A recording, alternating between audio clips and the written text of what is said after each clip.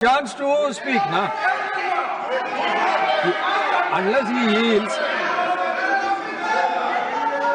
By the no, unless he yields, how I can? Unless he yields, how I can? मान्यवर 1 minute में उनको बहुत समय दिया गया, अपने समय पर बोले ना, मुझे कोई आपत्ति नहीं। आपका समय, खड़गे साहब आपका समय आएगा। Garge ji, सभापति महोदय, going to get your time. Please wait. Garge ji, you are going to get your time. Please wait. Let him speak.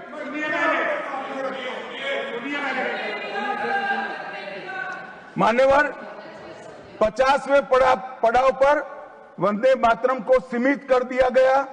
वहीं से तुष्टीकरण की शुरुआत हुई और वो तुष्टीकरण जाकर देश के विभाजन में मान्यवर मेरे जैसे कई लोगों का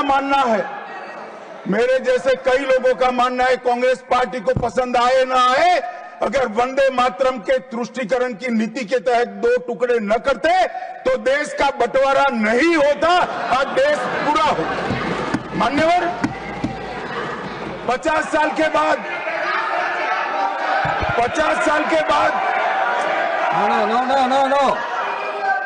No, nothing will go on record except Honorable Minister's speech. Please. मान्यवर 50 साल के बाद वंदे मातरम 100 साल का हुआ। सबको था कि 100 साल मनाए जाएंगे, मगर 100 साल हुआ तब वंदे मातरम का महिमा मंडन का सवाल ही नहीं था, क्योंकि वंदे मातरम बोलने वाले जो सारे लोग थे उनको इंदिरा जी ने जेल में बंद कर दिया। इस देश में आपातकाल लगाया गया। विपक्ष के लाखों लोगों को, लाखों समाज सेवियों को, स्वयंसेवी संगठन के लोगों को जेल में भर दिया गया। कोई कारण के बगैर अखबारों पर ताले लगा दिए गए। यहां तक कि आकाशवाणी में उस वक्त एक ही माध्यम था, आकाशवाणी में किशोर कुमार की आवाज ही नहीं आती थी, ड्यूएट गाने भी लता जी की आवाज में ही आते थे। मान्यवर पूरे देश को, जब वंदे मातरम 100 साल का हुआ, पूरे देश को बंदी बनाकर रख दिया। और कल 150वां साल है। 150वें साल में लोकसभा में चर्चा हुई। साहब, ये कांग्रेस पार्टी की स्थिति देखिए। जिस कांग्रेस पार्टी के अधिवेशनों की शुरुआत गुरुवर टागोर जैसे लोग वंदे मातरम गाकर कराते थे। वंदे मातरम कांग्रेस पार्टी के आजादी के आंदोलन का एक मंत्र बना था। वो वंदे मातरम के महिमा मंडन करने के लिए जब लोकसभा में चर्चा हुई, गांधी परिवार के दोनों सदस्य नदारद थे, दो में से एक भी। वंदे मातरम का विरोध आज भी जवाहरलाल नेहरू से लेकर आज के कांग्रेस के नेतृत्व तक कांग्रेस के खून के अंदर था। मान्यवर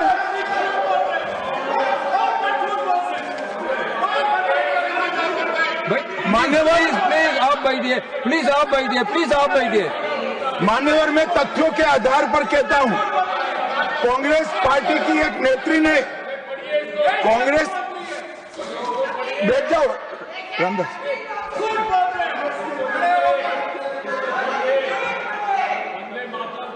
अरे दिग्विजय जी, अब नौकरी पक्की है इस आयु में, क्या कर रहे हो भैया? अब नहीं जाएगी नौकरी। मान्यवर मैं जो कह रहा हूं वो रिकॉर्ड का हिस्सा है दूसरे सदन का।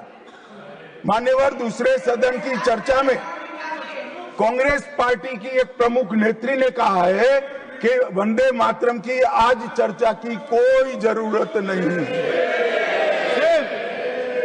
मुझे मालूम नहीं पड़ता कि वंदे मातरम से नो रमेश जी क्या कहा? जयराम रमेश जी प्लीज बैठिए, प्लीज आप बैठिए जी। साहब, माननीय सदस्य जयराम जी का प्रॉब्लम है कि वो सिर्फ विपक्ष की ही बात सुनते हैं, अपने नेताओं की बात को सुनते नहीं है। मैंने ऐसा नहीं कहा, आपने कहा है। मैंने ऐसा कहा कि लोकसभा में चर्चा में कांग्रेस पार्टी की एक प्रमुख नेत्री ने कहा है कि अभी इस समय वंदे मातरम की चर्चा की कोई जरूरत नहीं। ये रिकॉर्ड पर है, रिकॉर्ड पर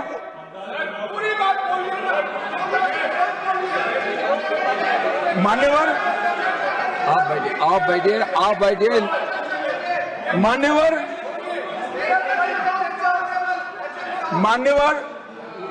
जिस गीत को, जिस गान को महात्मा गांधी ने राष्ट्र की शुद्धतम आत्मा से जुड़ा हुआ गीत कहा, बिपिन चंद्र पाल ने एक राष्ट्र धर्म है जिसमें राष्ट्रभक्ति और कर्तव्य दोनों समाहित है, जिसकी अभिव्यक्ति वंदे मातरम करता है, वो वंदे मातरम का टुकड़ा करने का काम भी कांग्रेस पार्टी ने किया था।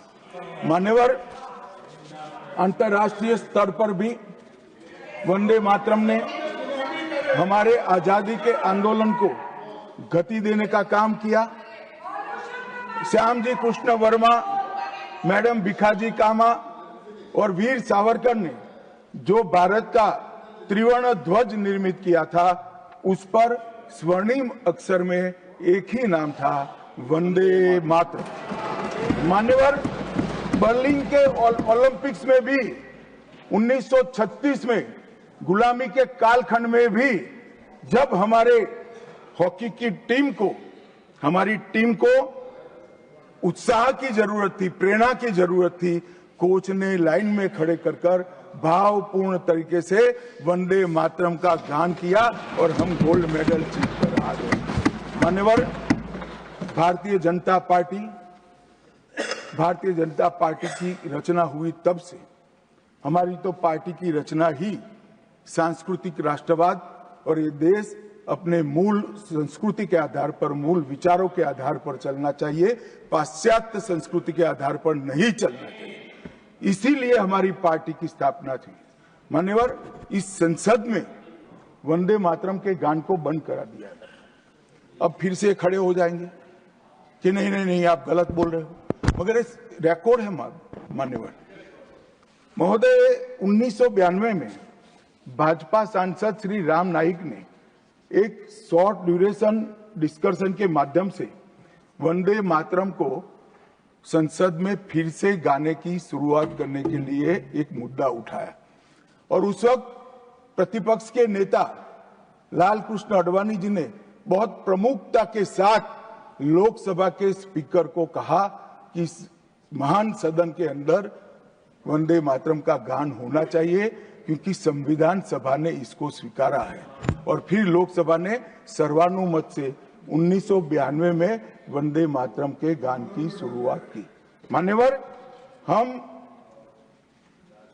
जब वंदे मातरम की गान की शुरुआत कर रहे थे, उस वक्त भी मैं नाम देना नहीं चाहता, वरना औचित्य के सवाल उठाएंगे, कुछ टेक्निकल मुद्दे उठाएंगे, मगर इंडी अलायंस के ढेर सारे लोगों ने, मेरे पास नाम की सूची है, इनको आपत्ति नहीं हो तो मैं पढ़ सकता हूं, ढेर सारे लोगों ने कहा था कि हम वंदे मातरम नहीं गाएंगे, ना बोल दिया। और मैंने मेरी आंख से देखा है, कई सारे सदस्य वंदे मातरम होता है तो वंदे मातरम के गान के पहले संसद में बैठे होते हैं तो भी खड़े होकर बाहर चले जाते हैं। मैं आपको विश्वास से कह सकता हूं मान्यवर, ये कह रहे हैं कि कांग्रेस पार्टी पर झूठे आरोप लगाए।